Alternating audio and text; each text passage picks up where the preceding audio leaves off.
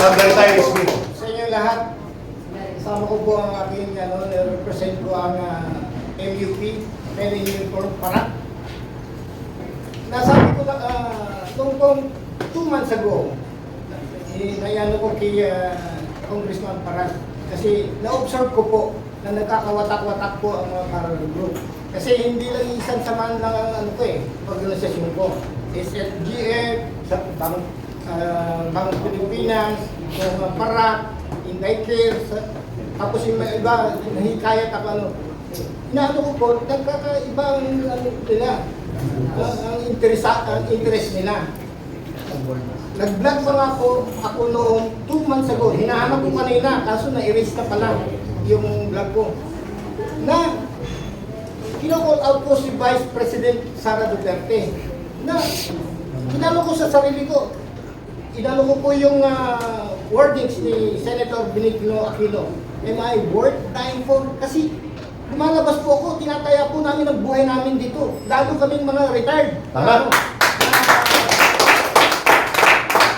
Tapos, inano mo rin po doon sa vlog ko. I'm not, Filipino for nothing. Ang inano ko. I'm calling out, dapat lumabas ka, Presidente, Vice President. Ilig mo po dahil nagkakawatak-watak na kami. That is 2 months ago. Ngayon, nandito na po. Ang formal na panawagan. Okay. Sana po, Vice President, lumabas ka na. Ayun. Nagmamakawa po kami sa iyo. Lead us, being a true leader. Nasa inyo po ang simpatsya ng sambayan ng Pilipino. Ikaw lang ang pinagkakatiwalaan ngayon. No more, no less. Ayun. You owe to the Filipino people na lead. Hindi ako tumatawag ng revolusyon I-lead niyo po ang direksyon ng mga sumusuporta sa inyo. Baguhin natin, i-redeem natin ang dignidad ng isang Pilipino. Yun.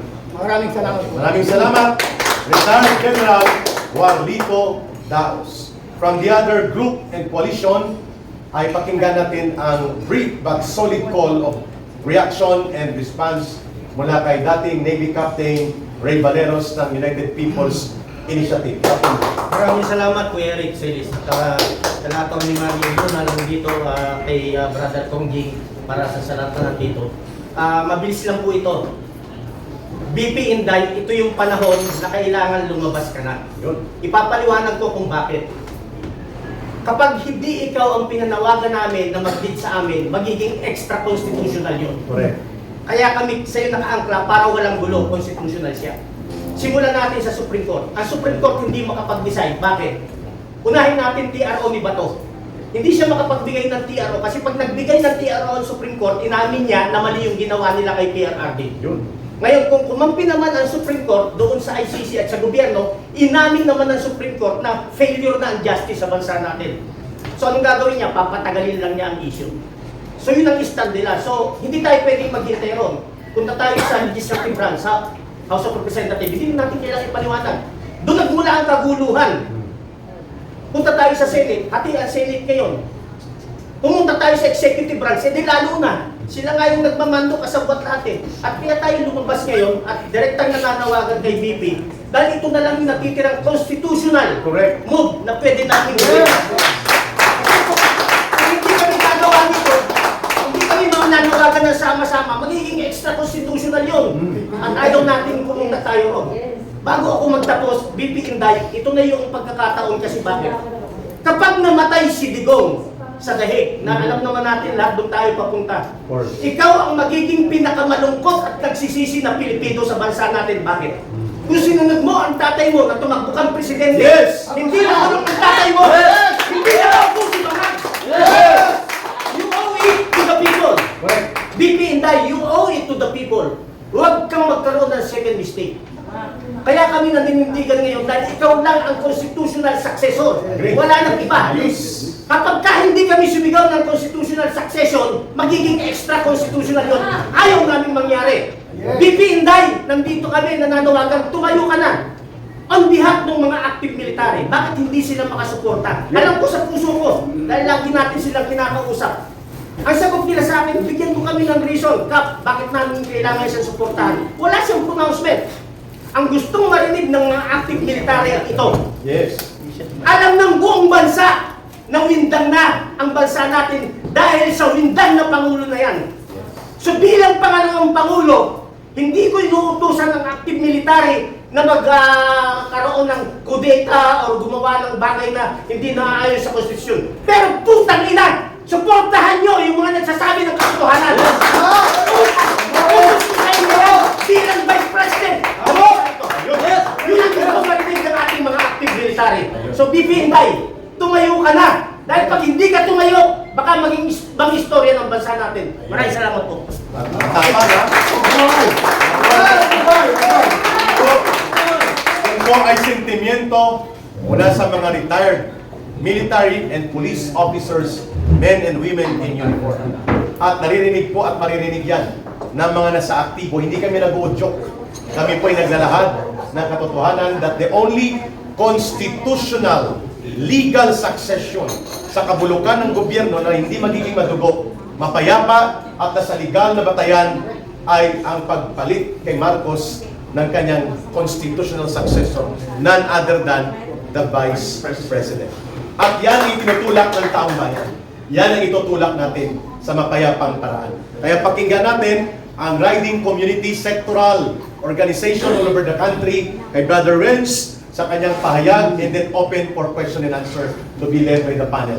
Brother Renz, mula naman po sa grupo ng Duterte Riders Support Team, Duterte Riders Support Group, at lahat ng consolidated riding community, please, your statement. Magandang umaga po sa ating lahat. Sa aking mga napakinggan po dito sa aking mga magigiting po na nakasama, marahil para lahat po kanila lang nasabi. Although, nire-represent ako po, hindi naman po sa inyo. Mula po nung nakuha po si Tatay Digong last year, March 11, so nagkaroon na po kami nang nakikita niyo po na lumabas sa kalsada ang DRS, which is kahit saan po meron, nandun po ang Duterte Rider Supporters. And then kami rin po yung DRT, andiyan naman po doon kay Founder Moises Tepaine ng Cebu. Ang DRS po kay Kuya Oni, nakasama po sa kanila. Ang inyong lingkod naman po, ang Pangulo po ng Duterte Group Riders Philippines po, yung DGRP. So halos hindi po nagkakalayo lahat po ng itinatag. So ngayon po, kumakatawan po ng Riders Philippines po ng buong bansa natin. Ang panawagan po lang po please po, Madam Sara, sana po i-lead niyo po ang ating bansa na sobrang hindi lang po nila pastangan, niyurakan, sobrang panggagasa na po. So nakakaawa lang po dahil po, katulad po natin, karamihan po dito, mga may anak din po tayo. So unang-una pong tinitignan ko, bakit po ako muli lumabas? Ang inyong po lingkod nawala na po bilang nagsilbi po before sa kabataan ng SK. And then nag-federation po ako ng school sa aming lungsod. Tapos so ngayon po, kaya ako lumalabas dahil nga po nakikita ko po, kung mapapansin nyo po ang ating mainstream media po parang lagi ang balita na lang po puro kay sa BP Sara, lahat po, parang kung titignan nyo po everyday, kayo po mga vloggers, di ho ba? Wala na ho dun yung merong ginahasa, pinatay, hinold up ng adik, riding in tandem. Ako po mismo, relative ko, ilang beses so, di ho ba? Inablutan ng, laging wala na po yung gano'n, kinuhaan ng motor. So kailangan po natin ng peace and order. Kaya po naaalala ko po lagi nung si Tatay Digong. Kaya kailangan po natin talaga na may mamuno po sa ating legitimate, which is si BP Inday Sara. Yun lamang po. Ayun. Yun. May I request everybody to please stand up. Congressman Ging, Brother Renz, ito po yung final call natin. Siya din po ang itinuturong mastermind of all evidence and all witnesses. Siya po ang nagpasimuno ng tinatawag na monumental restoration of graft and corruption in the country. At ngayon, lugmok ang buong bansa. Ikahusto at naghihirap ang milyong-milyong mga Pilipino. There is no solution clearly but for Marcos to step down. At kung hindi po siya magre-resign, hindi rin po kami titigil sa mapayapang pagkilos na ito. And there is only one way to move forward but to call on the Vice President to offer herself to lead the country and the people in a peaceful way, in a peaceful manner, in a peaceful action that will unify all initiatives calling for Marcos to step down and protect the institutions of democracy. Kaya po kami nananawagan. Let me Yes, Congressman. say this as a parting word.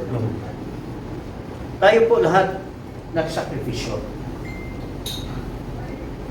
Because we are not after kung sinong papalit, but we are after na matigilan na itong panggagahasan ng gobyerno ni Marcos.